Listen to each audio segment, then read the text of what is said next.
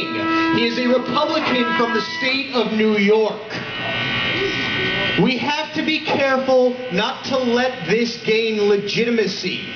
I'm taking this seriously in that I'm old enough to remember the 60s when the left wing took to the streets and somehow the media glorified them and it ended up shaping policy. We can't allow that to happen. The Republican Party does not have your interests at heart. This is called recession.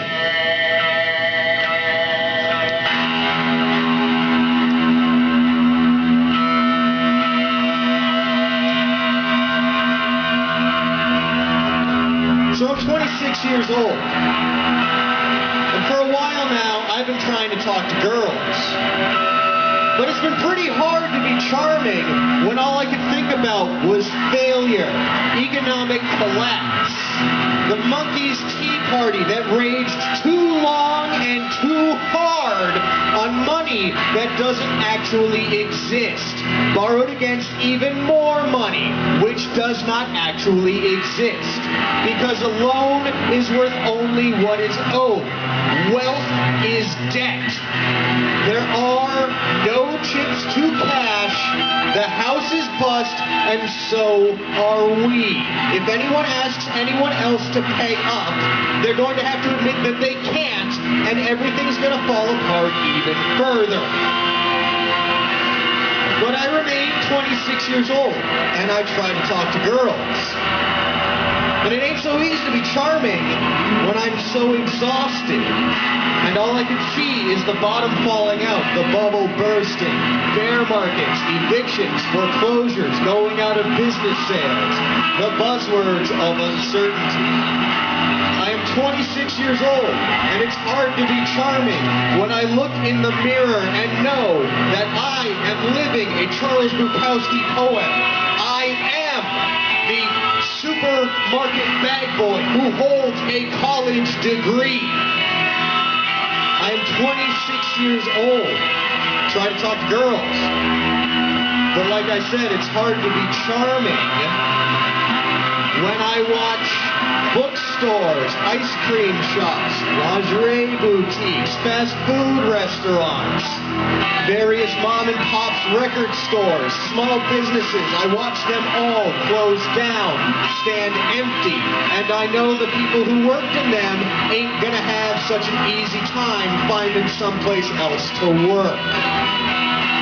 I'm 26 years old. I've been trying to talk to girls, but it's been really, really hard to be charming when all I could think about was the fact that I didn't even have the fire in me to rage against the corporations and the banks that were begging to be saved from their own bad business practices, because a world without them seemed a hopeless one, desolate, a world spent standing in line at soup kitchens, going to banks only to find that the money is gone, going to supermarkets hoping for bread and milk and eggs, but only finding empty shelves left by roving mobs.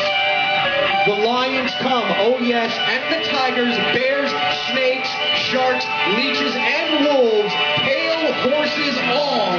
Death rides a pale horse towards the starving, hysterical, naked dinosauria we could indeed become. Now, like I said, I'm 26 years old. I'm fat. I'm white. I'm middle class. College educated. I come from one of the safest, richest, most boring areas in the entire country. And I've been trying to talk to girls, and it's been real hard to be charming, because all I could think about up until now was how much everything costs. But I look around nowadays, and I can see that the 1% is scared. They don't like the fact that we have them outnumbered. 9 to 5, 5 to 9, 5 and 1, maybe 1 and 5. That's right, I just referenced the Doors. I don't often do that, but I did it tonight to prove my point. Because you see, kids, I'm finally starting to feel all right about things. So now when I try and talk to girls, all I can think is, hey baby, You want to help me bring down this capitalist institution? Woo! Thank you very much, ladies and gentlemen. On Saturday, October 29th, we, along with our friends Rebecca Lahr, Steven Singer, and the White Cheddar Boys, will be performing a Halloween spookstravaganza here at the Griffin Cafe. It's free. You should come check it out.